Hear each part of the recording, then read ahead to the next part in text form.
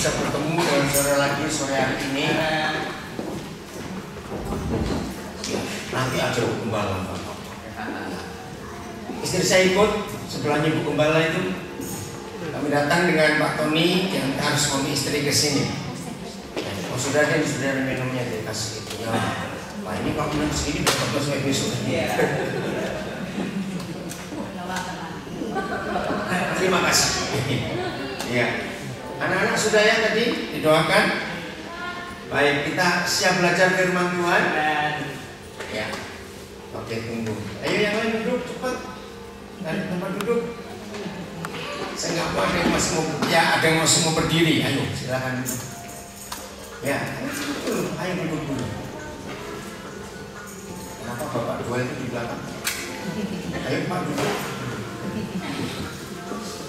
Menit yang ke-20 ya, terus lagi lanjut. Sebelum ini waktu anak-anak lari di pantai. Sebelum ini, sesudah ini.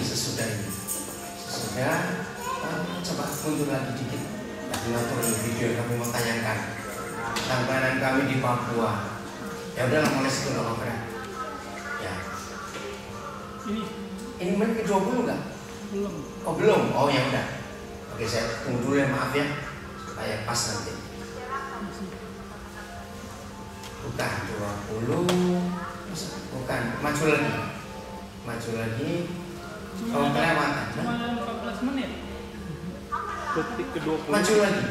Enggak ada lagi. Berarti coba makin bisa tadi. Cari yang lain lagi. Yang ketiga nggak salah. Ada 4 atau 5 file. Yang ketiga coba. Maju lagi naik. Bukan begitu. Bukan. Yang atas, maaf ya. Atasnya lagi. Nah ini sebelum ini. Ada. Terus sebelum lagi. Sedikit lagi. Mundur lagi. Terus mundur lagi. Terus. Ya. Ya sudah sih cukup. Ya. Udah ya. Baik.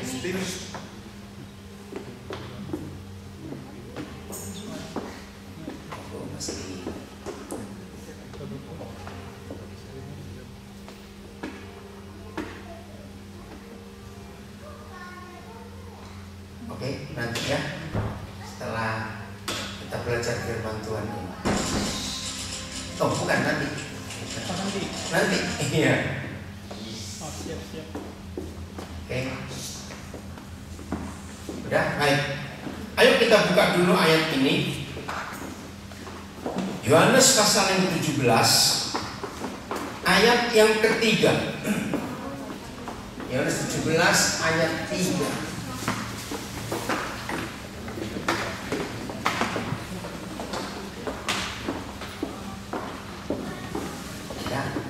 Tayangkan di layar. Yohanes 17 ayat 3. Sulit? Ya udah nggak usah di layar. Kalau sulit,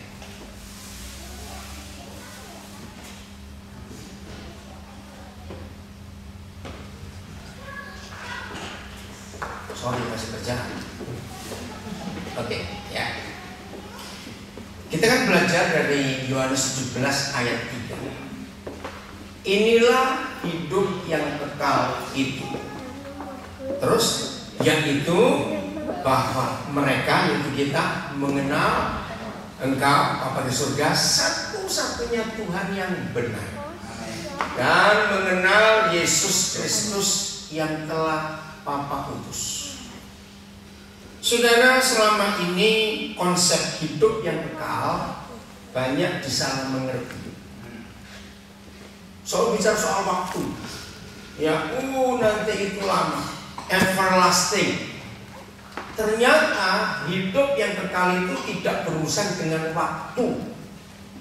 Lalu berurusan dengan apa? Dengan mengenal. Perhatikan. Jadi bukan waktu, bukan berapa puluh tahun, bukan berapa ribu tahun, bukan. Tapi mengenai hubungan, mengenal. Mengenal siapa? Menurut ayat ini. Jawab. Baca. Mengenal siapa? Bukan juga Tuhan Yesus. Saya baca. Yesus Kristus yang bukan sebelumnya. Mengenal Bapa dan mengenal Yesus. Loh, iya atau tidak? Loh, ya berarti saudara belum baca dengan baik. Coba ulang-ulang. Mengenal siapa hidup yang kekal itu? Mengenal Bapa dan mengenal Tuhan Yesus. Jadi bukan berurusan dengan waktu, bukan sekian ribu tahun di surga, enggak. Karena di surga itu tidak ada waktu. Nah, saya mau tanya kepada saudara, menurut saudara, di antara makhluk hidup itu kan ada manusia, ada binatang. Sebagian orang berkata pohon-pohon juga makhluk hidup karena mereka hidup. Nah, saya tanya, di antara makhluk hidup ini siapa yang sekarang sudah hidupnya kekal? Artinya nggak terbatas dengan waktu. Ayo mikir. Siapa? Di antara yang hidup di dunia ini siapa yang sudah nggak terbatas dengan waktu? Bisa nggak bisa jawab? Ayo. Oh, bukan Tuhan Yesus. Yang makhluk hidup kok di dunia ini siapa yang sudah nggak terbatas dengan waktu? Nggak bisa dibatasi oleh waktu. Siapa? Robot. Bukan. Makhluk hidup kok robot? Bukan. Ayo. Masa nggak bisa jawab? Masa nggak pernah mikir selama ini? Binatang yang nggak punya waktu. Betul atau tidak? Saya tanya, saya cuma mikir lah. Pernah nggak saudara sadar bahwa binatang itu hidupnya kekal? Karena mereka nggak punya waktu. Buat binatang nggak ada waktu kemarin, nggak ada waktu besok. Buat binatang waktunya kapan? Hari ini. Maka itu mereka nggak pusing. Besok mau makan apa? Urusan besok. Yang kemarin terjadi apa? Mereka nggak pusing lagi. Kita ini yang bodoh, pusingin semuanya. Loh, ya atau tidak? Loh, saya tanya ya atau tidak? Coba perhatikan ya. 3 dimensi waktu yang kita jalani. Perhatikan, 3 dimensi waktu yang kita jalani. 3 itu apa saja? Waktu lampau, kemarin, waktu hari ini, sekarang, dan besok. Ayo kita mikir baik-baik. Mengapa manusia bisa terbagi dengan 3 waktu ini? Mengapa binatang tidak? Kalau saudara bisa mikirin hidup itu enak. Nah, ini yang suka nggak bisa tidur, sering sakit mah, jantungnya berdebar terus nggak jelas, itu karena cara hidupnya yang salah. Kalau kita mengenal Bapa dan mengenal Tuhan Yesus, maka tidak akan ada masalah dalam hidup. Perhatikan baik. Apa yang menyebabkan kita punya 3 dimensi waktu, binatang nggak punya? Sebab kalau binatang setiap hari itu sama, yaitu hari ini. Dan itulah waktu Papa kita di surga. Waktu Papa kita itu nggak ada kemarin, nggak ada besok. Buat Papa itu sepanjang waktu itu sama, selalu hari ini. Apa yang membedakan? Aduh, ini sampai ini kok gak mikir umur berapa sih saudara? Masa sesuatu waktunya gak pernah mikir hal-hal begitu? Kita itu spesial. Kenapa? Kita itu spesial. Apa yang spesial? Kita itu spesial. Kita spesial. Bukan. Yang membuat perbedaan binatang waktunya hari ini, Papa di surga waktu hari ini. Tapi manusia dibagi 3 waktu. Yang membedakan cuma 1. Matahari itu bikin masalah. Betul tidak? Kok belum jam? Matahari itu yang membuat kita itu punya waktu kemarin, punya waktu hari ini, punya waktu besok. Bisa bayangkan kalau matahari tidak ada? Enggak. Wah, berarti saudara yang pernah baca. Coba buka dulu Kejadian 1 ayat 3. Enggak akan gelap kalau matahari tidak ada. Ayo, malah bingung lagi. Itu Kristen jangan belajar surga, neraka, Galilea, biasa aja. Kristen itu perlu belajar hal-hal yang luas di hidup ini. Amin. Maka itu anak-anak muda jadi bosan ke gereja, karena itu cuma orang tua-tua yang dekat kuburan itu hidupnya sudah. Maaf. Padahal Alkitab itu luar biasa. Kita bahasnya nggak habis-habis. Jadi Kejadian 1 ayat 3, berfirmanlah Tuhan. Ada apa? jadilah terang. Lalu sampai kejadian ini matahari sudah datang belum? Belum. Matahari ada di masa yang keempat. Ayat berapa itu? Maka dia ciptakan matahari berapa? Ayat berapa? Saya coba lihat Alkitab saudara. Di Kejadian 1 ayat berapa papa kita baru buat matahari, sebelumnya tidak. Nah ini, dan Tuhan menamai, bukannya ada mataharinya di mana? Bukan ini. Ayat berapa itu yang ada matahari? Dia buat penerang di langit. 14. Coba lihat ayat 14. Salah apa sih yang ngomong tadi? 14. Oh betul. Berfirmanlah Tuhan, jadilah benda-benda penerang pada cakrawala untuk memisahkan siang dari malam. Biarlah benda-benda penerang itu menjadi tanda. Nah ini menjadi tanda apa? Yang menunjukkan apa? Masa-masa yang tetap dan hari-hari dan tahun-tahun. Jadi yang menyebabkan manusia ada di 3 dimensi waktu karena benda yang satu ini, namanya matahari. Kok kayak susah sekali mikirnya pelajaran itu bertanya semua. Saya seorang pendidik, saya seorang pengajar, maka kalau saya ngajar dengan cara ini. Bagi saudara belum pernah kenal saya dan hari ini kenal. Saya selalu ingin mengajak anak untuk berpikir. Jangan cuma menerima saja. Maaf ya, saya juga jangan.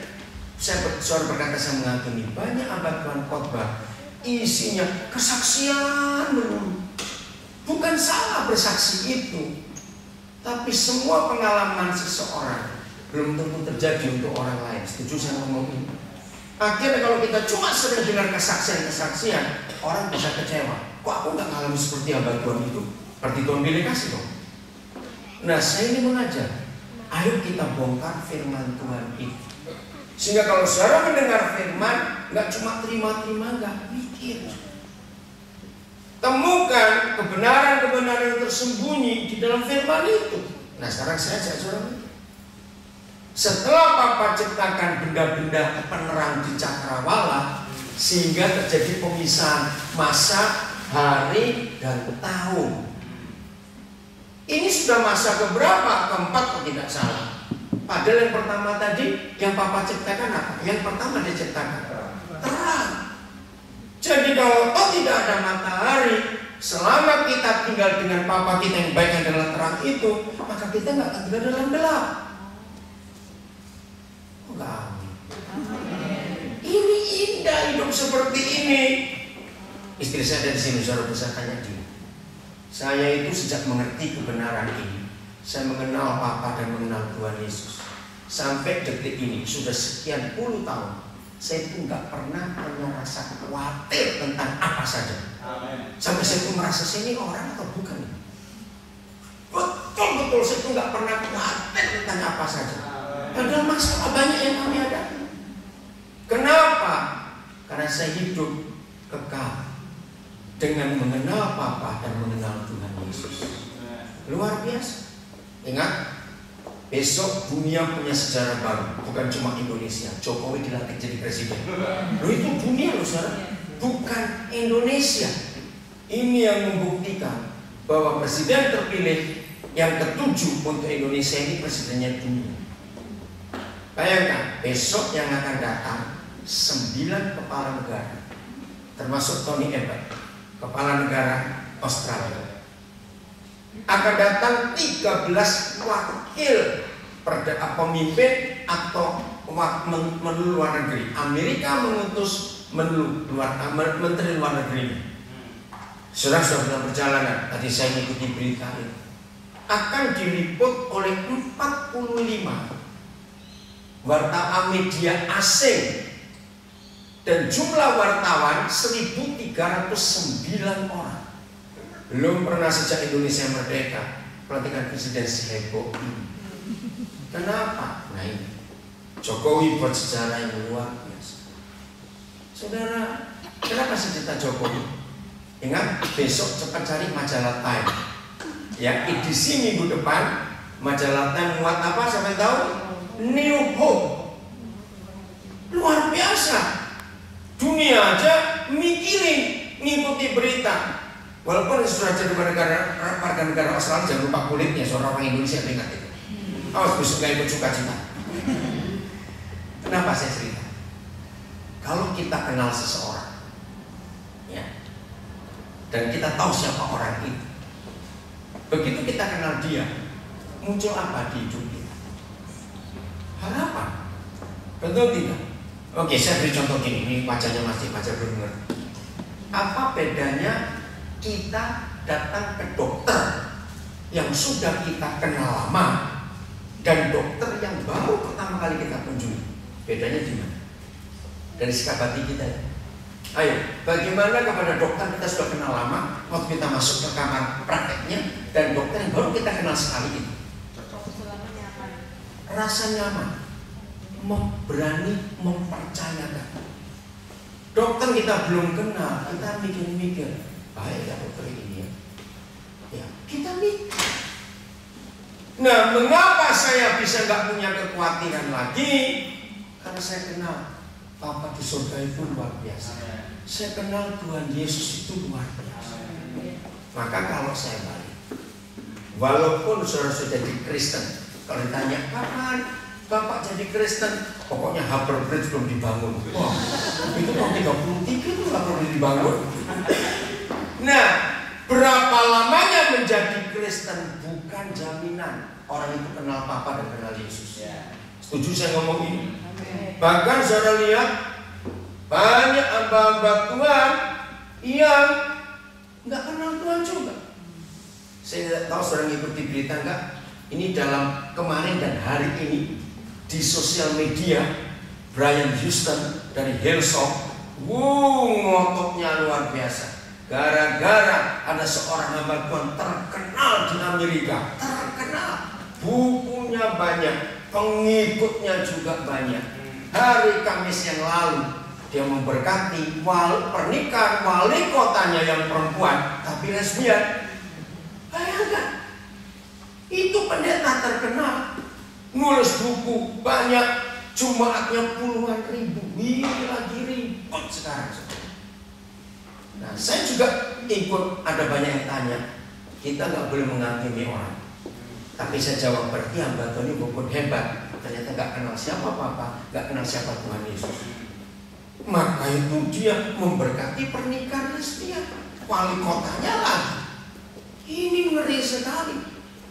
Maka itu rajinnya ke gereja, banyaknya berdoa, belum tentu orang itu kenal siapa Papa dan siapa Yesus.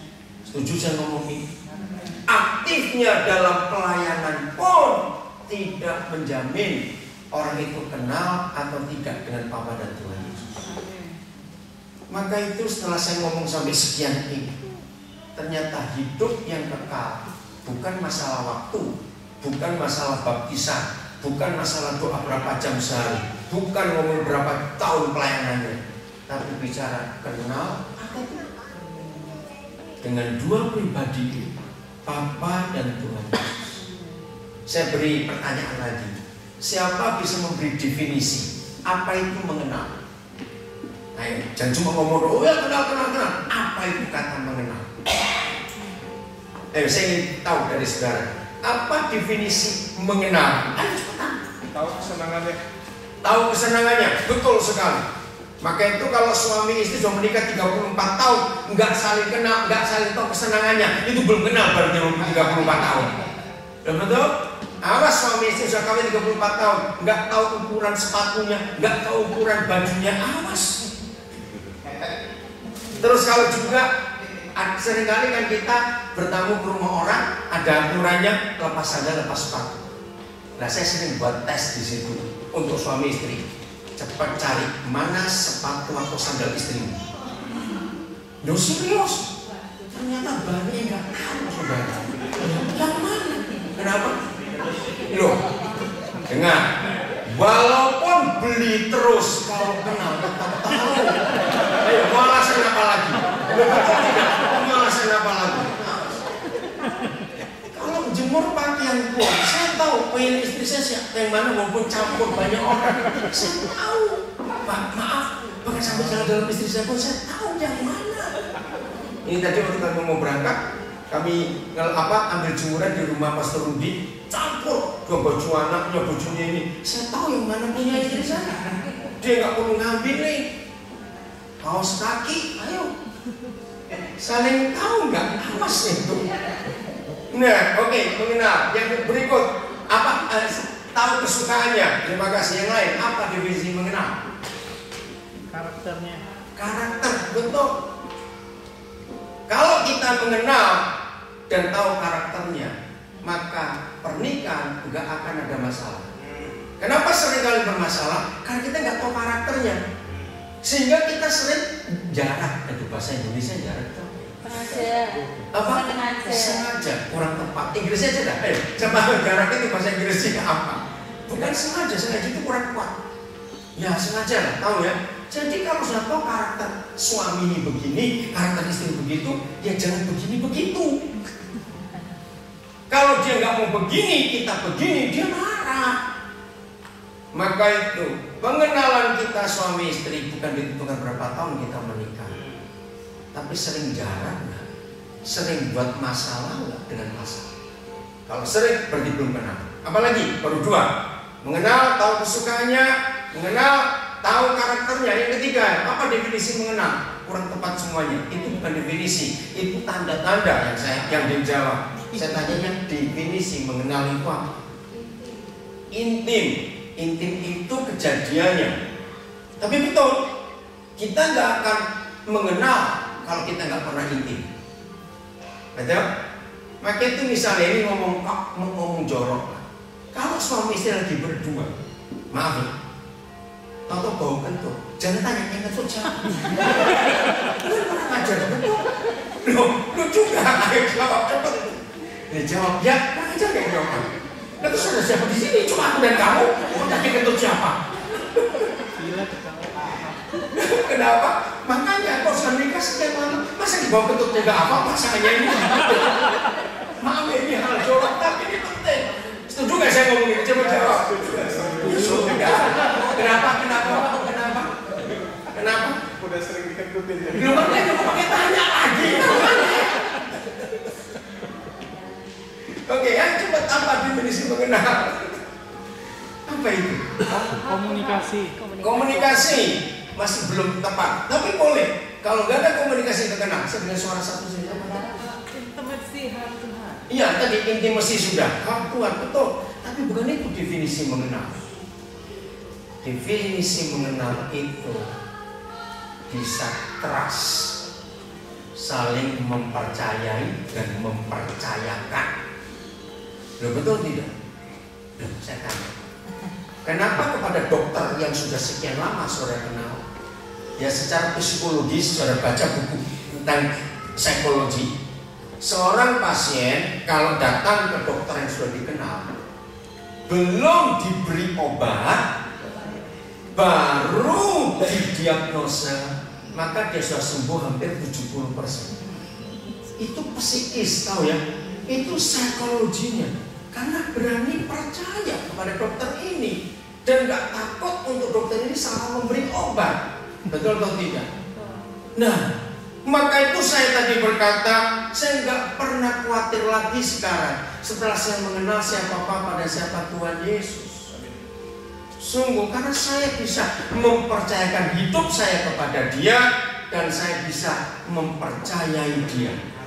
Tolong bahasa Inggrisnya, mempercayai dan mempercayakan. Apa itu Inggrisnya? Saya tahu, ayo sudah lama di Australia. Awas nggak bisa bahasa Inggris, coba saya jawabnya lebih pintar. Awas itu nanti. Apa mempercayai? Trusting. Itu apa? Mempercayai atau mempercayakan? Cepatlah, aduh, saya ini belajar bahasa Inggris dari orang Australia susah bener. Mana yang mempercayakan dan mana mempercayai bahasa Inggrisnya? Trusting itu apa? Mempercayai. Kalau mempercayakan apa?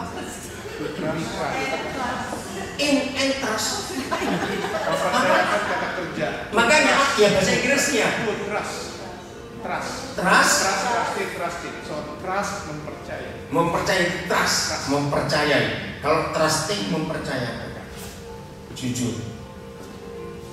Saudara dengan Bapa di surga dan Tuhan Yesus sudah sampai di level. Maka itu ketika suami istri masih menyembunyikan jumlah uangnya, nggak boleh saling tahu. Maka itu ketika suami istri PIN ATM-nya diganti tiap 2 jam, kan boleh. Karena takut suaminya tahu, takut istrinya tahu. Maka ini bukan menikah, ini pelacuran.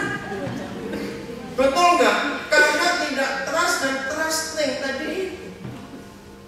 Loh, maaf ya saudara, kalau uang belum berani kita percayakan pada pasangan kita, maaf, lalu having sex, ini prostitute. Loh, betul tidak? Mau tubuhnya tapi nggak boleh tahu duitnya. Apaan? Kan begitu kalau ke pelacuran. Nggak usah tahu aku, kamu nggak usah tahu aku siapa, pokoknya aku bayar kamu. Ngeri, banyak rumah tangga Kristen yang tidak saling percaya. Siapa yang pasangannya lagi keluar, biasanya nanti saya tanya, baru 5 menit di SMS, sampai mana? 10 menit telepon, dengan siapa? Berarti ada nggak keluarga seperti itu? Ada tidak? Hah? Biasanya itu yang suami atau istri suka SMS begitu. Bisa tanya, coba jawab. Biasanya siapa yang suka kayak gitu? Ini kalau suami nggak mau ngaku berarti suami takut istri. Ayo, biasanya siapa yang suka begitu? Nah, istri jadi detektif swasta. Capek jadi suami nggak dipercaya. Lelah menikah dengan istri yang nggak bisa mempercayai suaminya, atau suami nggak bisa mempercayai istrinya. Kenapa tadi suara apa di sini? Amin. Amin. Amin. Saudara, ini perkara-perkara kecil dalam hidup kita. Kalau kita tidak saling mengenal, ini jadinya. Maka itu saya menentang konsep Lukas 18, berdoalah sampai dapat. Itu bukan untuk Bapa di surga. Ayat itu untuk orang dengan hakim yang lalu. Jangan dipakai ayat itu untuk ukur kita dengan Bapa di surga. Bapak kita hakim yang lalu tidak? Bukan, maka itu salah. Banyak pendeta salah khotbah dengan ayat itu. Push, pernah dengar kata itu singkatannya prayer until something happen. Salah. Ayo, kalau saudara sudah saling percaya, perlu sekali ngomong atau bolak-balik ngomong? Ayo cepat. Sekali saja, cukup. Kalau bolak-balik berarti belum percaya. Jangan salah dalam konsep ayat-ayat Alkitab. Kita harus tahu kepada siapa Tuhan Yesus memberitahukan contoh ini. Hakim yang lain. Bapak kita bukan hakim yang lain. Betul? Nah, banyak konsep yang salah yang kita samaratakan karena pengenalan. Maka itu suami istri, jujur ya, tolong Bapak Ibu Gembala periksa jemaat ini. Siapa yang sudah sekian tahun menikah, tapi jumlah uang di rekening di tabungan saling nggak tahu, itu perzinahan. Kenapa? Tuhan Yesus berkata begini, sebab di mana ada di situ ada apa itu? Terus sebab di mana ada hartamu, di situ ada hatimu. Nah, kalau hartanya bisa, hatinya Bisa. hatinya bisa nggak? Bisa. Nah, apa arti pernikahan hati bisa? Cerai goblok. Loh, betul tidak? Itu perceraian sebelum ke kon. Saya minta semua suami istri yang mendengar firman ini jujur.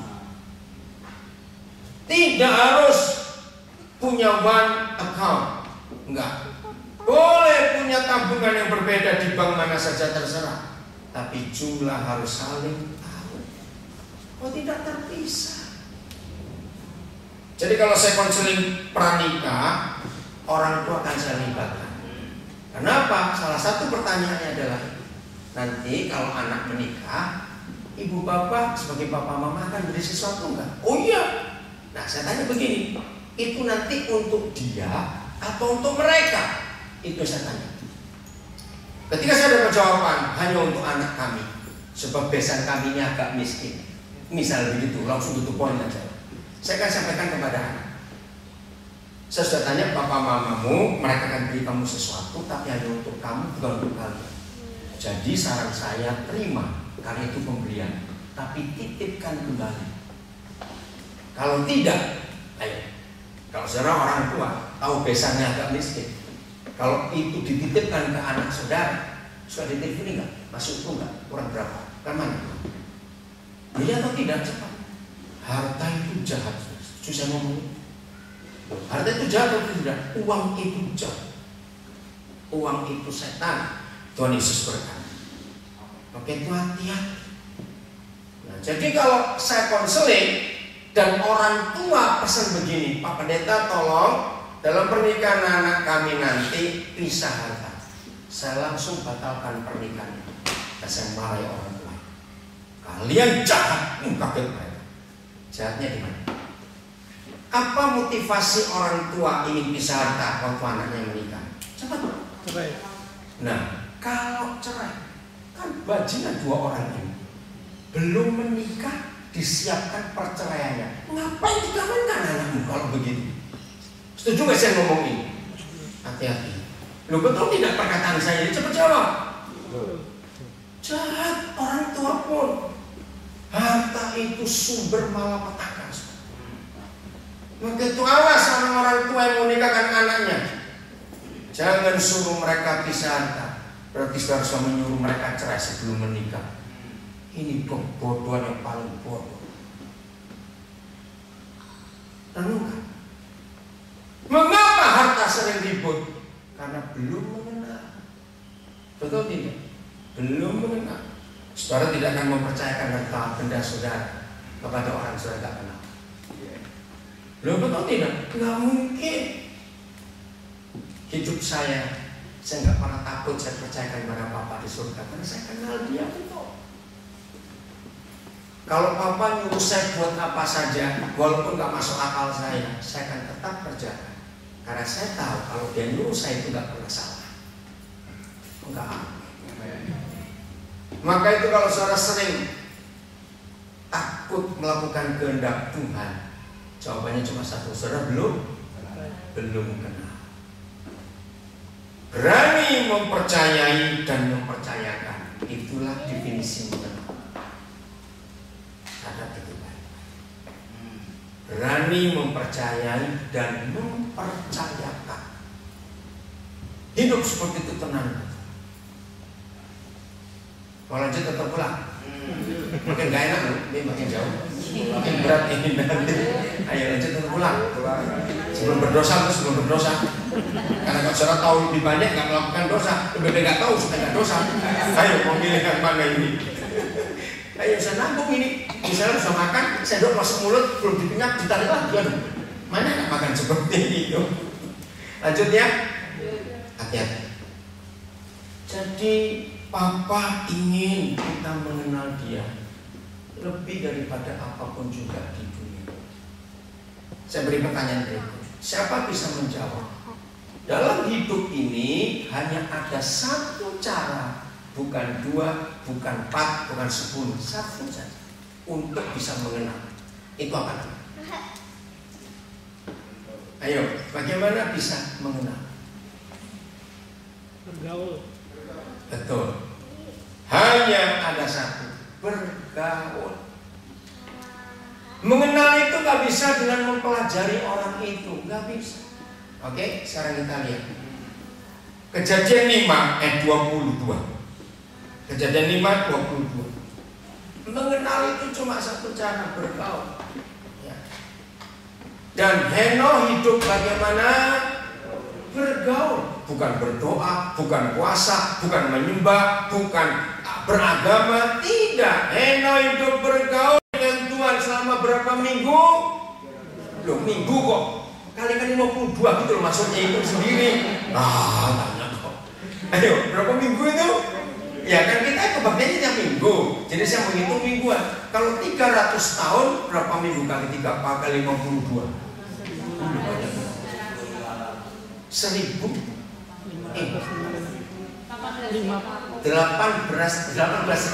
minggu. Dan ini pun lagi, jangan lupa kata lagi. Jadi berapa itu? Lebih dari 300 tahun. Saudara, di seluruh Alkitab yang ditulis oleh Papa adalah bukan berdoa, bukan puasa, bukan menyembah, bukan bergaul. Nuh bergaul, Abraham bergaul, Musa bergaul, Daud bergaul, nabi-nabi semuanya bergaul. Walaupun gak ada kata bergaul, tapi kita lihat dari semua kisah mereka. Lihat nabi-nabi, Yesaya, Yeremia, Yesaya, Amos, semuanya. Dikit-dikit Tuhan hadir. Betul nggak? Dikit-dikit Tuhan nampakkan diri. Dikit-dikit Tuhan berfirman. Itu artinya apa? Bergaul. Nah, kita bagaimana? Maaf saya berkata, dalam 4 ini hari tanggal berapa sih Pak? 19. Dalam 19 hari bulan Oktober ini, kira-kira sudah berapa kali dengar Papa ngomong? Ini pertanyaan dalam hati aja. Kalau bergaul, masa 3 minggu sekali ngomongnya? Ayo, kalau bergaul bagaimana? Tiap hari. Dan kalau bergaul itu yang ngomong cuma satu orang itu, yang satu diam saja atau bagaimana kalau bergaul? Dua-duanya. Ayo, kita bergaul dengan Papa. Ini penting sekali. Tanggal 9 Oktober yang lalu, kaget, tiba-tiba Roh Kudus menyuruh saya, kamu hubungi orang ini. Malam, saya lagi di Belanda. Saya lihat jam di Indonesia itu 3:30 pagi. Ya, orang tidur dong. Itu logika saya. Tapi Papa menyuruh, saya lakukan. Kaget. Dia tanya, kenapa kok tiba-tiba hubungi? Gak tahu. Saudara, dia lagi mau bunuh diri saat itu. Dia lagi stres pada hidupnya. Nah, lihat. Kalau bergaul itu enak. Papa bisa memerintahkan apa saja untuk hidup. Tanggal 8 September yang lalu, kami suami istri dari Surabaya mau pulang ke Papua. Ada kejadian yang konyol, kalau saya nggak berkata bodoh.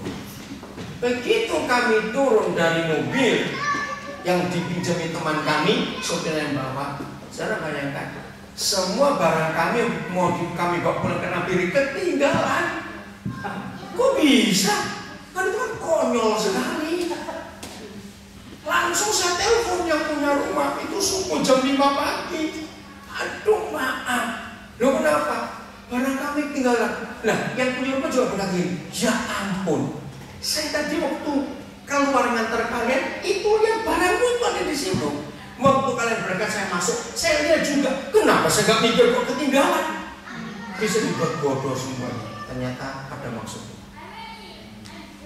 Akhirnya kami harus tunggu dulu sebelum check-in. Nah, ada satu kejadian yang luar biasa saya bisa ceritakan di sini. Di situ saya belajar nggak ada yang salah.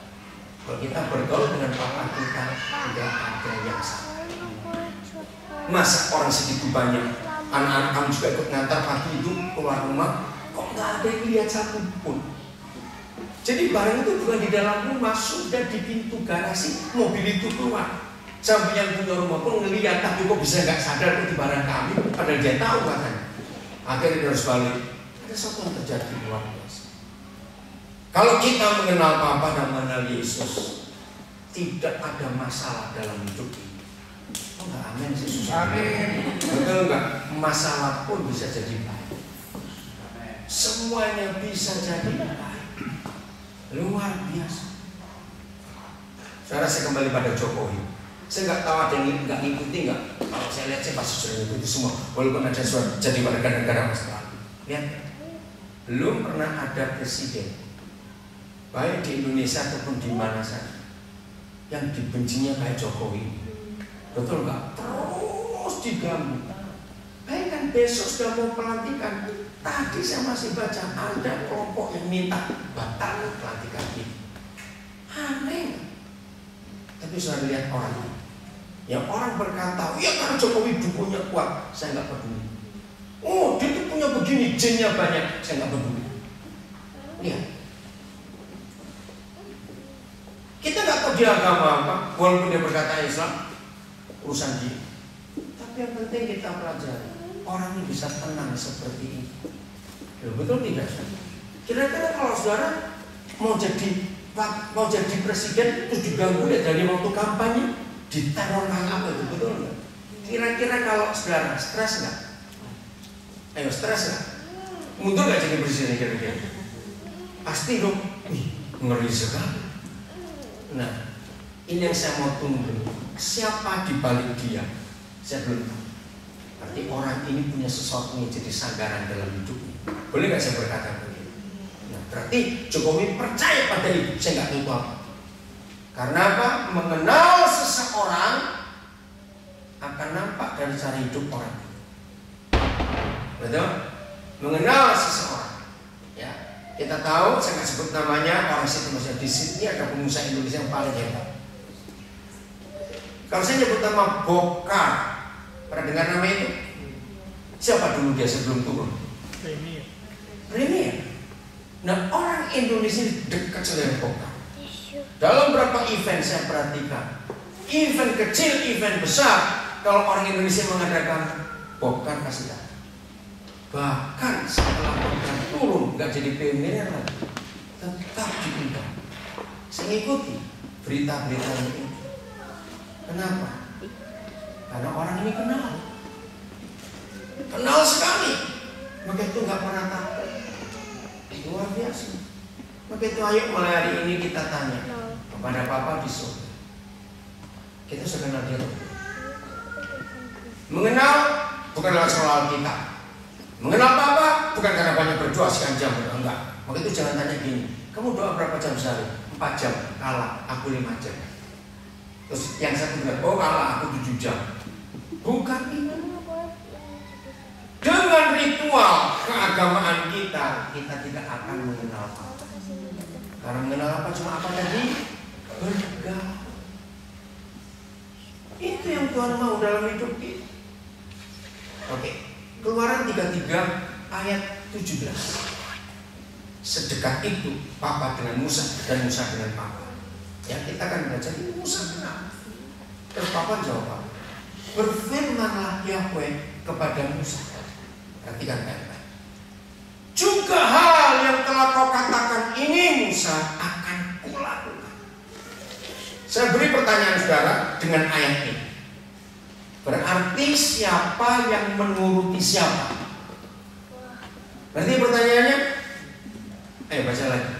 Antara Yahweh dengan Musa, siapa yang menuruti siapa? Coba. Tuhan menuruti Musa. Yang lain? Ya. Betul? Ayo yang lain jawab. Bagian sayap kanan saya sini, siapa nuruti siapa? Loh, saya tanya kok. Siapa yang menuruti siapa? Nah, saya tanya, masuk akal nggak? Loh, saya tanya, masuk akal nggak? Enggak. Kalau itu yang jadi buan siapa dong? Nah, yang lebih hebat lagi, kata juga hal itu menunjukkan sekali itu saja atau pernah terjadi sebelumnya? Ayo, sekali itu saja atau sebelum juga pernah? Sebelumnya juga pernah. Kira-kira kalau Yahweh Tuhan Bapa kita di surga buat itu kepada kita seperti dibuat pada Musa, perlu nggak doa puasa? Perlu nggak doa gebu-gebu? Perlu tidak? Cepat jawab. Lo perlu tidak? Gak usah ragu-ragu. Enggak, ini enggak doa, ngomong. Juga hal yang telah kau katakan ini Musa akan kulakukan. Jangan senang dulu.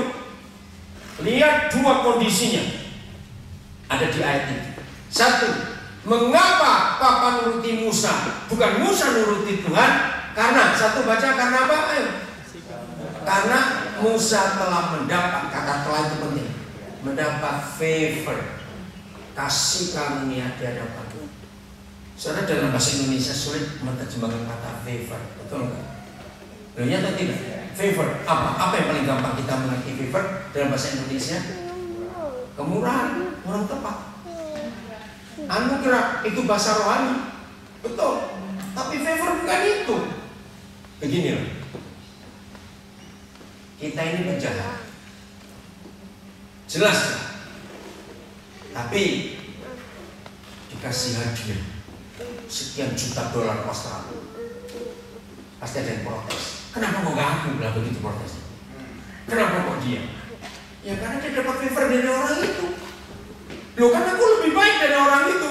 Misalnya kita membantah, nah itulah favor. Yang kedua karena apa? Ayo, karena apa? Ini baca cepat yang kedua alasannya. Mengapa Yahweh Tuhan bisa menuruti Musa? Enggak doa, ngomong saja dituruti. Satu, karena dapat favor. Karena kedua apa? Karena kalau saudara pakai bahasa Inggris bagus. Moses, I know you by name. Jadi nggak cuma tahu, nggak cuma kenal, tahu betul kenal. Apa bedanya Tuhan yang ngomong aku mengenal engkau dengan kita berkata aku kenal Tuhan? Bedanya di mana? Iblis juga bisa ngomong seperti itu. Nah, Iblis pun bisa ngomong seperti itu. Kira-kira kapan Papa di surga akan datang kepada saudara dan berkata, that's it, I know you. Itu setelah kita ngalami apa dulu, sampai Papa bisa ngomong, cukup, aku kenal kamu. Ayo, kira-kira setelah kejadian apa di hidup kita? Saya habis lupakan. Ayo cepat jawab. Setelah ada kejadian apa sampai Papa itu bisa berkata, aku kenal kamu? Ayo saya tunggu. Apa? Pengalaman. Ya, kenapa? Dengan cara apa kita mengenalnya? Karena nggak cuma mengenal. Kalau cuma mengenal aja, wah jadi lain artinya. Bergaul. Iya bergaul. Terus apalagi? Belum ketemu. Nggak cukup kalau cuma bergaul, cuma mengenal belum cukup. Ayo, saya tunggu sampai saudara bisa menjawab. Ini luar biasa kebenaran ini. Apa? Baptis. Ya, itu salah satu syaratnya. Tapi bukan itu sebenarnya. Setelah apa? Aduh, susah benar. Tunggu, saya ganti dulu baterainya.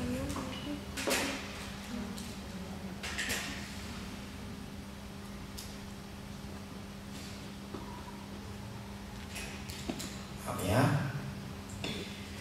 Jadi nanti saya suka minta rekaman dari saudara apa-apa Pak Gembalanya, karena yang terputus rekamannya.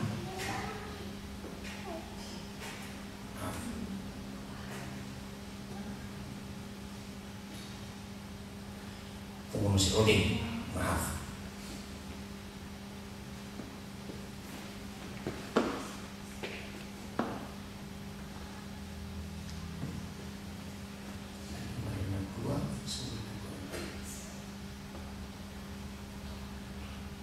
Yang mendengar rekaman ini sambungan dari 552926. Oke, saya lanjut. Musa sampai bisa disebut aku mengenal engkau itu setelah lewat proses ujian. Jadi bukan karena intim, karena berdoa, karena ini tidak. Saya ulangi lagi. Mengapa Musa bisa disebut aku kenal engkau, Moses? Luar biasa. Saya rindu dalam seluruh kehidupan kita sebagai anak-anak Papa di surga, saudara pun harus sampai pada satu stage, pada satu tingkatan seperti itu. Kalau saudara sudah punya dua hal itu di hadapan Papa di surga, nggak perlu doa teriak, doa puasa, nggak perlu doa macam-macam, cukup katakan saja, diskusi dengan Papa. Sama. Ketika pengusaha Indonesia ini besok begitu dekat dengan Premier New South Wales waktu itu, dalam cerita yang saya dengar, orang ini kalau ke rumahnya bongkar enak saja, dapat akses khusus, nggak perlu lewat protokol. Wah hebat. Kenapa? Nah, karena dekat. Kenapa? Kalau kita, boleh nggak saya nanya masuk ke rumahnya Premier? Ditanya siapa kamu?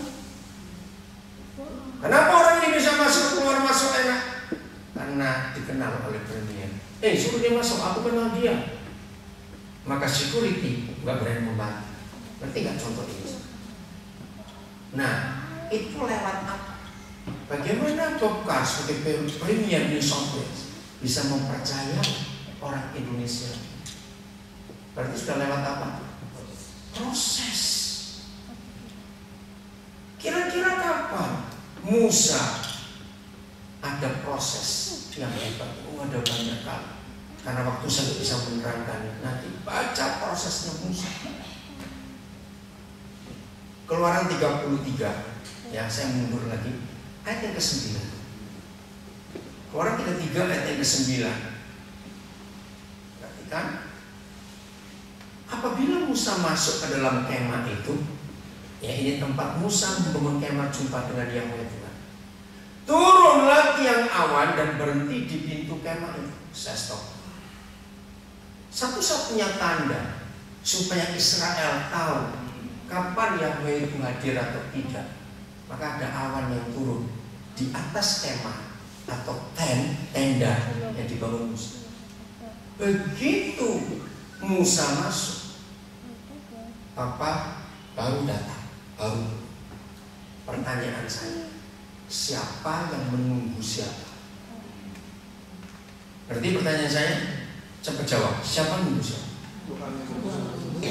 Ini saya bilang lagi. Ada apa dengan orang ini? Sampai yang Maha Besar, Maha Kudus begitu hormat.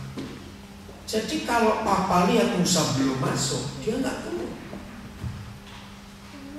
Rindu nggak kita punya pengalaman seperti itu? Jawab rindu atau tidak? Rindu. Kalau nggak mungkin jadi Kristen. Doa sekian jam, merem sampai capek, melek lagi, merem lagi. Kayak ada bocah aja zaman dulu. Tapi nggak ketemu Tuhan. Kalau ditanya, 3 hari aku cari kamu kok gak ketemu, kemana? Oh, aku lagi doa puasa di bukit doa. Kalau ada orang saya tanya berapa hari gak ketemu, berapa jam di telepon kok susah, jawabnya lagi doa. Pertanyaan saya cuma satu, Tuhan ngomong apa kamu doa sekian lama? Karena kalau Tuhan jawabnya enggak, itu nggak ngomong apa-apa, saya bilang pret. Kok kata pret? Berarti kamu gak lagi doa itu. Lagi mikirin hutang, kalau kamu mikirin apa enggak tahu. Karena kalau lagi doa betul ini loh saudara, apa itu akan langsung menemui kita. Terus masuk kali ayat 9. Dan berbicaralah Yahweh dengan Musa di sana. Saya beri pertanyaan, siapa yang bicara dulu? Siapa yang bicara duluan? Siapa? 100% hamba Tuhan dan orang Kristen, kebanyakan ya 99%. Kalau doa nyerocos duluan, Tuhan sampai gak ada kesempatan ngomong. So panjang ngomong, dan ngomong selamat, terus kita pergi, baru Tuhan ngomong, kok ada sudah hilang mana? Ya atau tidak? Belum apa-apa. Kita banyak ngomong. Lihat Musa, ayat 10. Nanti 11-nya bagus. Setelah seluruh bangsa itu melihat bahwa tim awan berhenti di pintu kemah, maka mereka bangun dan sujud menyembah masing-masing di pintu kemah. Ayat 11. Ini harus kita alami dalam hidup kita. Dan Yahweh berbicara kepada Musa dengan apa? Berhadapan muka seperti seorang. Ayo berbicara pada Tuhan. Ini ya, karena waktu saya bisa ngomong. Saya cari seluruh Alkitab dari mulai Henok sampai Nuh, Abraham, Musa, Yusuf, Daud, semua. Enggak ditulis berdoalah Abraham, berdoalah Musa, enggak. Ini bicara, tanya, bersekutu, bergaul, enggak ada terus berdoa. Itu saya kaget. Kenapa? Karena kata doa dan sembahyang itu cuma ada di agama-agama. Sebab dalam hidup kita adalah pergaulan. Doa dalam bahasa Ibrani itu artinya mengusap wajah Tuhan. Wih, luar biasa. Tahu mengusap wajah Tuhan? Mengapa semua anak kecil kalau lagi mau ditidurkan sudah mulai matanya mulai hilang begitu, tangan anak itu nggak akan diam cari pipi mamanya, cari kupingnya, dagunya, betul nggak? Pegang-pegang, atau tidak? Itulah kata doa di perjanjian lama, prosone. Ayo, sedekat-dekatnya pengusaha Indonesia dengan bokar waktu itu berani ngelus-ngelus pipinya. Cepat-cepat saya tanya, berani enggak? Oh, kurang ajar. Tapi manusia diizinkan mengusap wajah papa di surga. Kok gak aneh-aneh kan gitu? Jadi sedekat itu hubungannya. Luar biasa.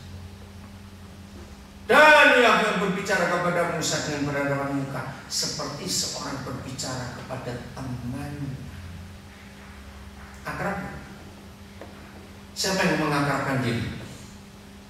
Tuhan. Nah, bukan Musa. Apa yang di dalam kebenaran ini, mulai hari ini kalau sudah jadi Kristen, jangan merasa aku jauh dari Tuhan. Enggak, dia enggak pernah jauh dari Tuhan. Apalagi ini perjanjian lama yang Tuhan waktu itu masih sulit ditemui, betul tidak?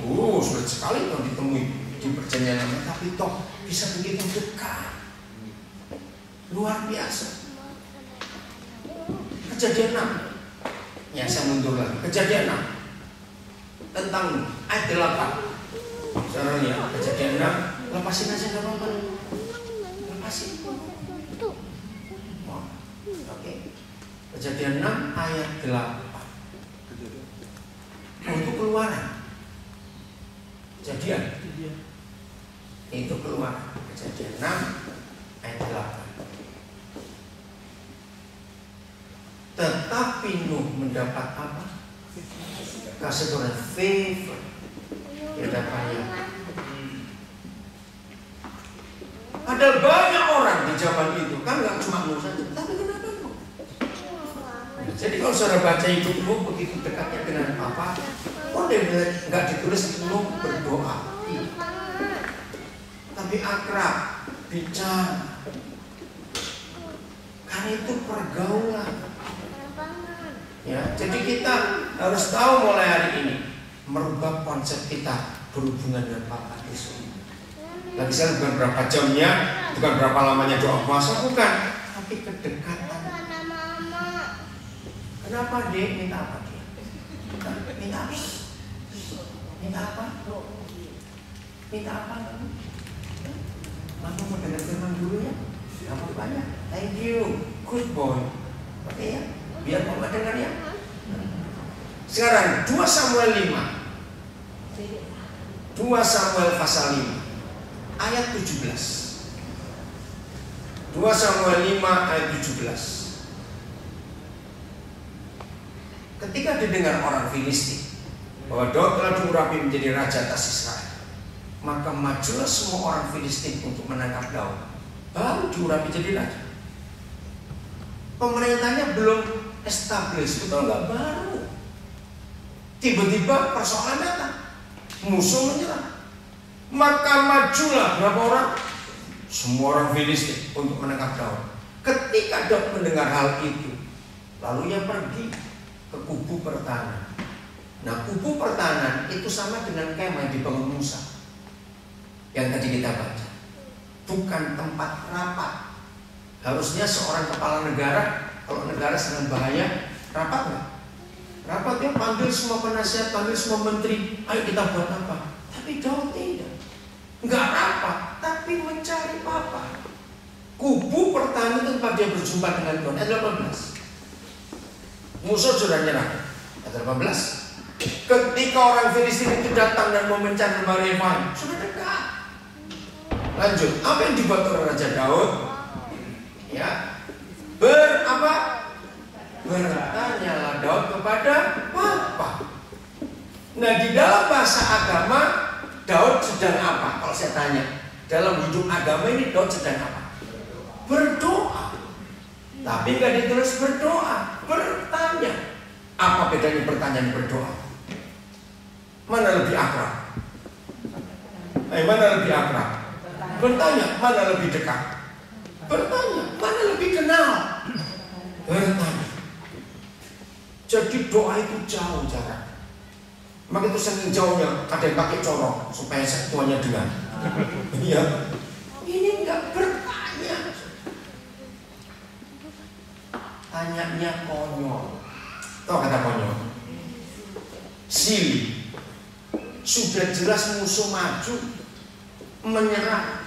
Tanyanya gimana? Apakah aku harus maju? Ayo baca terus saja. Apakah aku harus maju melawan orang Kristen itu? Akan kau serahkan mereka dalam tangan?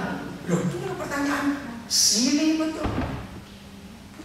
Kira-kira kalau Daud kumpul pemimpin-pemimpin negara lain, terus dia cerita, oh satu kali negaraku punya masalah, musuh menyerang, aku diskusi dengan Tuhanku dulu. Dikatakan gila nggak? Betul nggak? Raja apaan kamu? Sudah jelas diserang musuh pakai tanya maju tidak ya maju. Saya mau tanya lagi, apa motivasi Raja Daud mengungkapkan hal itu kepada Papa? Apa? Coba. Apa motivasi? Kan dia punya tentara. Ayo cepetan sudah. Apa motivasi? Minta petunjuk. Masih belum cocok. Tapi betul, tapi belum cocok. Apa motivasi? Pengen tahu isi hati Bapak? Kurang dikit. Itu tadi loh. Nah, siapa mempercayai siapa?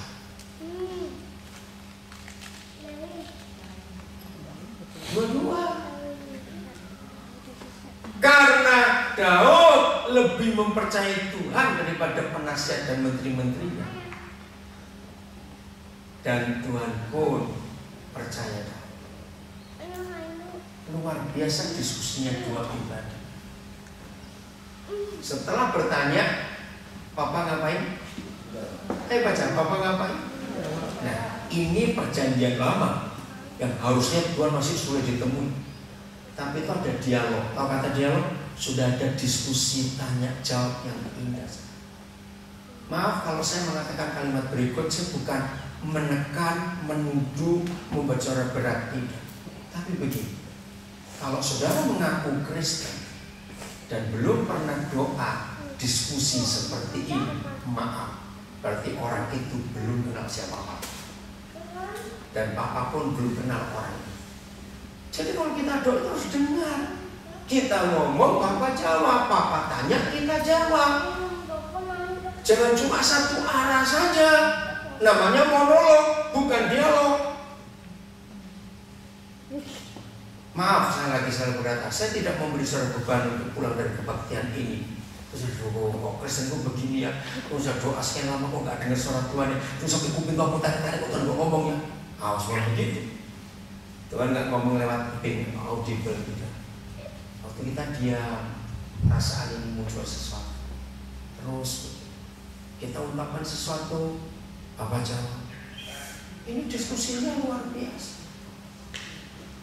Kita nggak usah baca selanjutnya. Yang penting mereka Israel Filistin. Tapi ayat 22. Setelah berapa waktu? Saya yang Alkitab nggak menuliskan setelah berapa waktu, tapi setelah berapa waktu. Ayat 22. Ketika orang Filistin bagaimana? Maju sekali lagi dan memencar di lembah Refaim. Sama gak dengan tempat yang pertama mereka maju tadi? Sama. Saya jangan lihat dulu ayat berikut. Sebagai manusia, kalau masalah yang pertama datang dan Tuhan menolong, begitu masalah yang sama datang lagi. Ini kan masalah yang sama bukan? Filistin lagi kok. Biasanya kita langsung hantam saja atau tanya lagi. Langsung hantam, oh sama kok. Tapi Daud tidak demikian. Lihat ayat 23. Oh kenapa? Stop ya, lagi diganti. Ya silakan tunggu. Supaya yang dengar videonya. Ya, ini yang luar biasa. Terus Boleh kasih kode ya.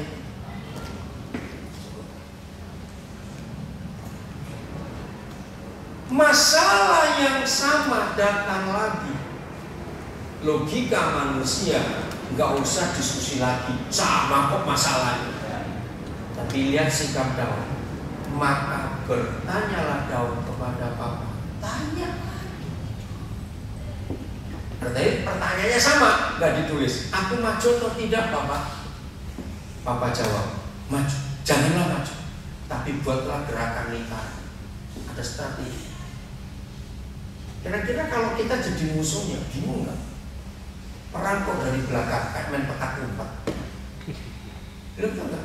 Maju, janganlah maju, tapi buat gerakan lingkaran sampai ke belakang mereka. Ini perang model apa? Daud ngikuti.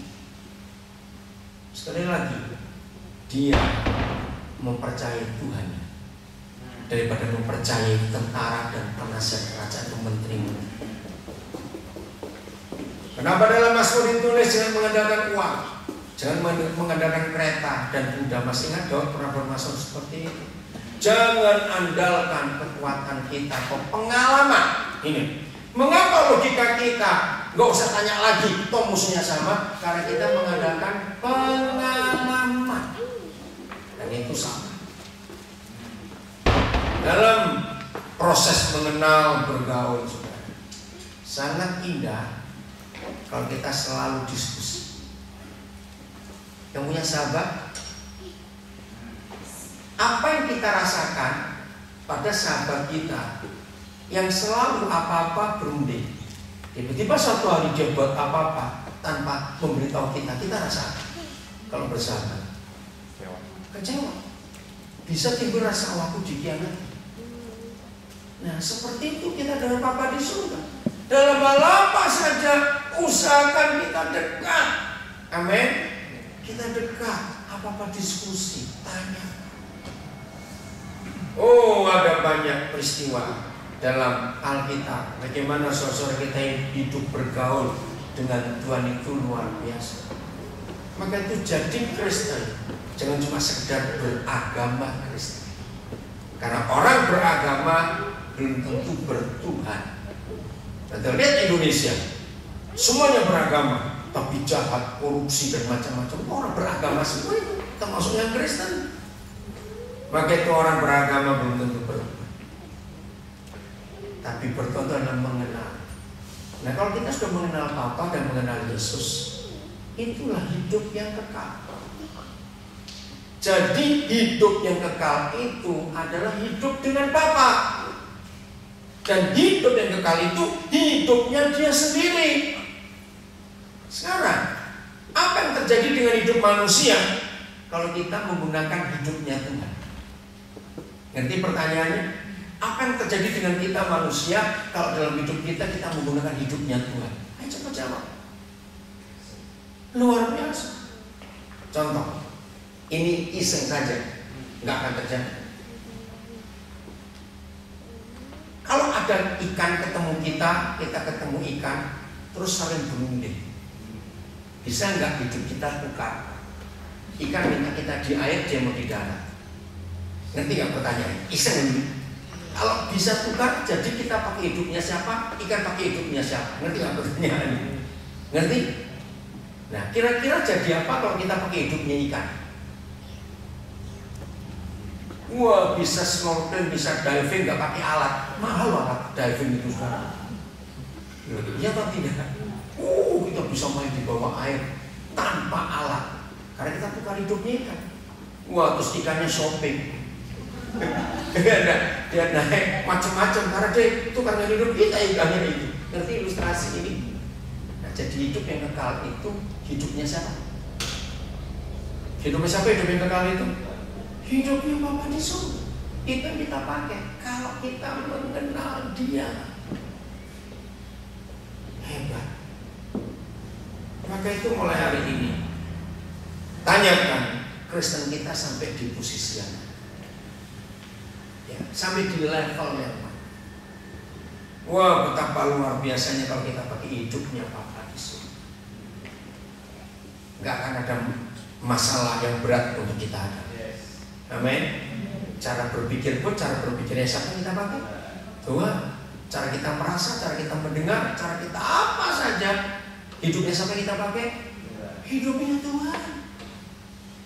Itu hidup yang luar biasa. Dan yang paling penting, orang-orang di sekitar kita akan lihat beda dengan kita dengan yang lain. Beda.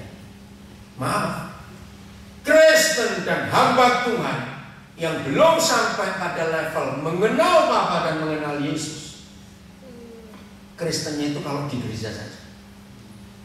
Di luar gereja cara lain. Setuju saya ngomong ini? Akan beda.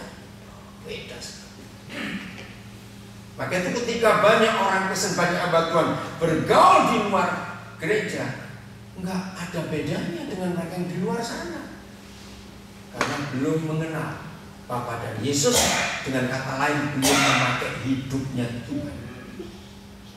Cara berpikir masih cara berpikir dunia, cara berperasaan masih cara berperasaan dunia, dan sebagainya masih dalam level dunia. Ayat terakhir, Kolose 3 ayat 1 sampai 3. Ayat terakhir Kolose 3 ayat 1 sampai 3. Karena itu, kalau siapa? Kita. Kamu sudah diapakan? Nah, ini sudah dibaptis, sudah percaya Yesus, sudah bertobat, dibangkitkan bersama dengan Kristus. Suruh apa kita? Carilah perkaranya di atas. Di atas bukan di plafon ada cicak, ada apa bukan? Di atas itu di mana? Nah, di mana Kristus ada, duduk di sebelah kanan Bapa.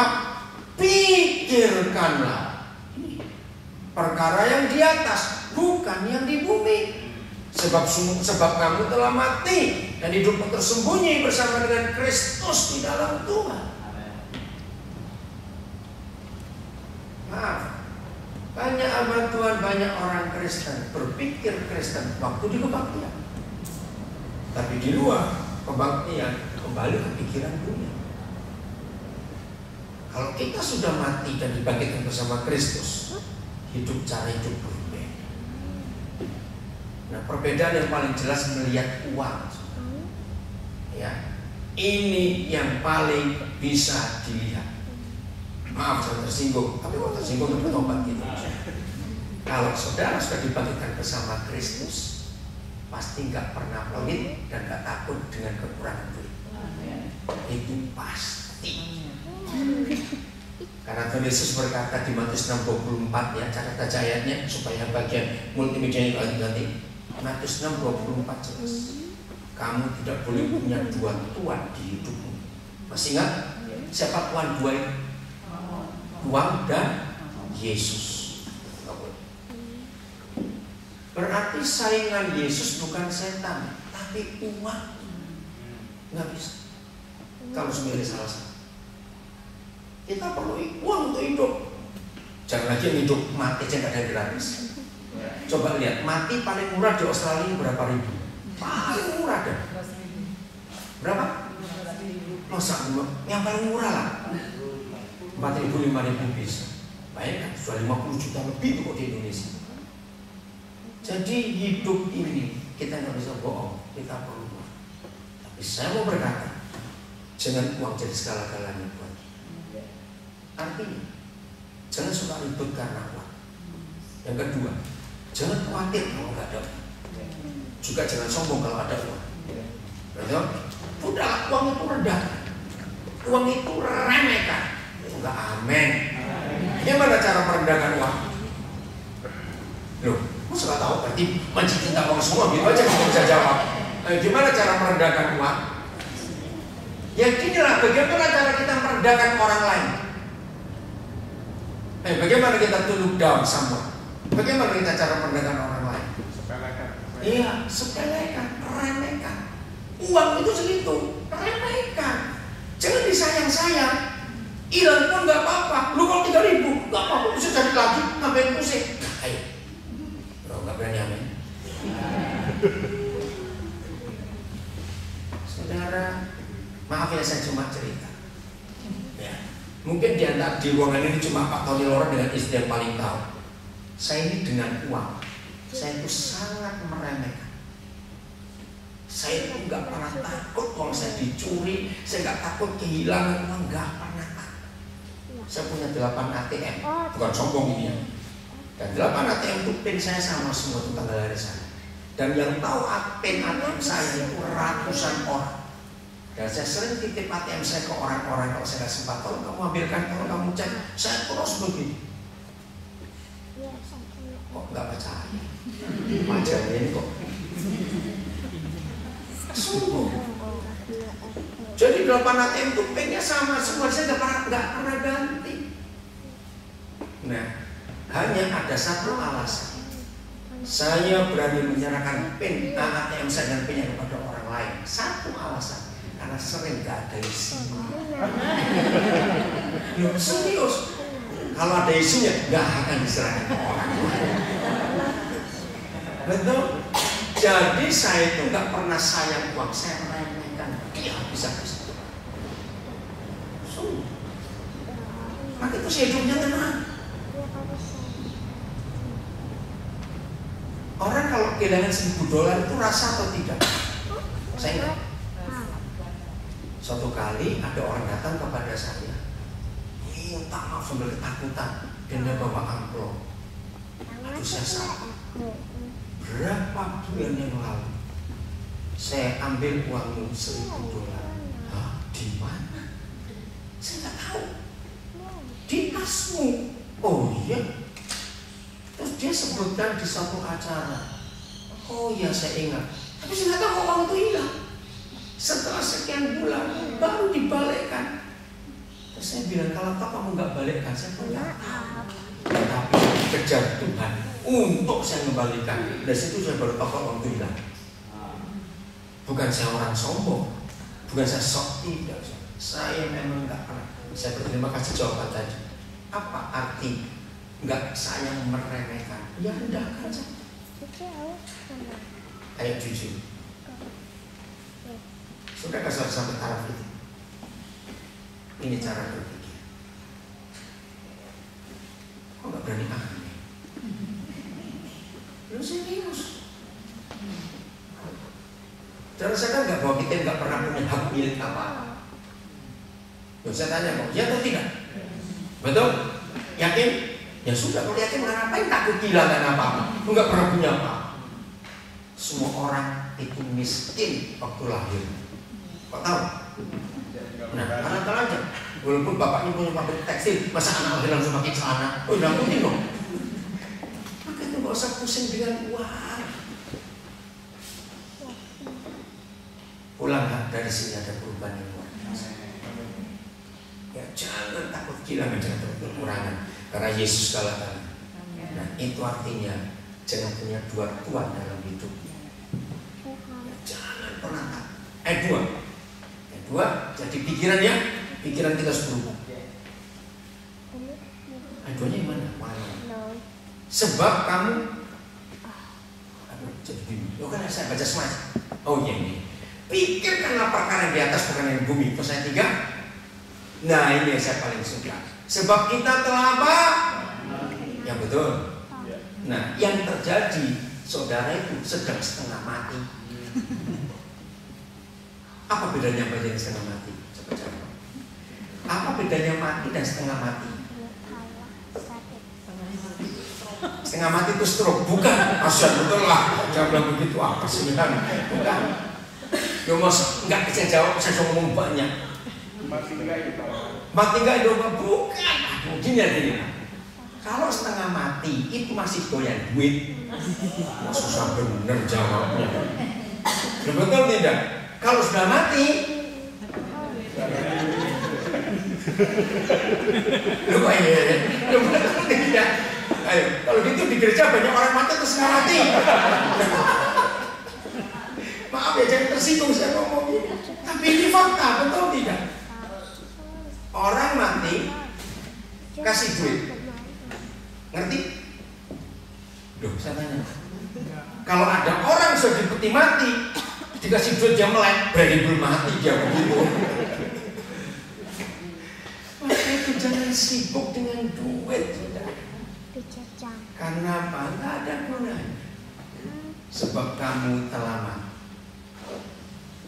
Mati atau setengah mati? Nah, jangan setengah mati, itu merepotkan orang. Menakutkan malah itu. Oke, jadi uang itu bukan segala-galanya. Sebab orang kaya mati juga tidak. Coba jawab. Orang kaya mati bukan soal bapaknya, enggak, saya tanya itu. Orang kaya itu bisa mati tidak? Itu pertanyaan saya. Nah, ya sudah. Ngapain kalau kaya juga bisa mati kok sibuk dengan uang? Semuanya juga mati kok. Ayo. Orang yang banyak duitnya atau orang yang nggak punya duit matinya bisa merem? Ini pertanyaan bodoh tapi perlu dijawab. Ayo. Orang yang banyak duit atau orang yang punya duit matinya bisa merem? Tenang. Orang nggak punya duit, orang duitnya banyak mau mati itu susah. Lo betul tidak? Karena kok belum nikmati apa-apa, terus uang sampai makin aja. Wah, putus nggak mati-mati dia jadinya. Jadi capek, malah setengah mati. Nah itu tadi. Sudahlah, duit itu perlu, carilah duit. Saya cari duit terus, tapi untuk memberkati banyak. Saya nggak pusing dengan diri saya sendiri. Saya bersyukur untuk anugerah Tuhan. Amin. Mungkin saudara nggak percaya kalau saya cerita. Ada banyak yang tahu. Saya tuh pernah pas mau berangkat di Cengkareng, itu saya mau bayar taksi, saya sadar kalau saya bayar semua, saya nggak bisa bayar airport tax 40.000, saya nggak. Ada yang bilang itu ada ATM, loh ATM-nya ada, tapi isinya nggak ada. Bagaimana? Akhirnya saya pinjam sopir taksinya untung percaya. Saya bilang Pak, nanti saya bayar. Itu saya minta anak saya. Komunitasnya tertawa, setelah bayar semua kembali 40.000. Dan saya nggak pernah mikir, saya nggak pernah berhati. Pernah kami suami istri diajak jalan-jalan ke Israel, uang tinggal $1. Tapi kami tenang, kami nggak pernah pusing. Waktu itu saya bersyukur punya istri yang luar. Jadi kalau saya punya istri bisa diajak miskin, panjang umur. Terus duit terus. Ini yang luar biasa Tuhan kita. Menjadi kalau kita sudah mati, teruskan. Enggak boleh duit itu loh jawabannya. Kok susah ya? Kalau kita sudah mati, nah, saya pernah ngetes waktu masih anak-anak. Kalau seorang ngetes sekarang juga boleh. Orang gila ini orang gila. Orang gila itu dibohongin aja saya nggak ngerti bukan? Suruh ini. Tapi saya kaget dibohongin duit ngerti sudah. Pernah coba nggak? Lo pernah tahu nggak orang gila itu ngerti duit? Lo saya tanya pernah tahu nggak? Ya saya beritahu sekarang. Itu saya heran. Dibohongin apa saja? Gitu aja. Tapi duit dia bisa. Maka kesimpulan saya, duit itu bisa membuat orang gila jadi waras, tapi yang waras jadi gila. Setuju saya ngomong begini? Nah, awas yang waras jadi gila gara-gara duit. Rusak itu ini gara-gara uang. Maka jangan pernah berkata gini pada anak-anak. Saya pernah buat riset. Kamu tahu betapa beratnya papa mama cari duit buat kamu. Karena orang tua kita sering ngomong gitu dulu, bukan? Nah ternyata dalam riset saya anak-anak sangat tidak setuju kalimat itu. Kenapa gak setuju? Ternyata gini timbul pikiran. Oh kalau itu gara-gara kita ya papa mama itu susah. Kaget saya waktu dapat riset. Ngerti gak? Waktu kita masih kecil, kalau dikatakan gitu kan merasa oh gara-gara kita ya kakak ngomong mama papa susah. Hal yang kedua yang lebih berbahaya. Berarti buat anak-anak itu di hadapan papa mama uang itu lebih penting daripada maka itu papa mama lebih sibuk waktunya hanya untuk uang, bukan untuk. Lalu yang terakhir waktu saya buat riset itu saya menemukan jawaban saya kaget. Ternyata anak-anak itu ngomong gini, Pak, Ma, kami gak butuh duitmu, kami butuh papa mama di rumah dengan kami. Itu hati mereka. Jangan mengatakan papa mama susah cari duit untuk kamu. Itu kalimat yang harus sekali. Jadi hari ini kalau saudara mau menang, nggak usah takut. Dengan masa depan, dengan uang dan segala macam, ayo mari Bapak di surga. Amin. Ingat tadi, mempercayai dan mempercayakan. Kalau kita mengenal Bapa dan mengenal Yesus, akan seperti itu hidup kita. Semuanya ringan, nggak stres sama sekali. Amin. Betul? Sudah? Janji toh ini dengan firman melakukan, ya atau tidak? Kalau nggak awas, Tuhan memberkati kita semuanya.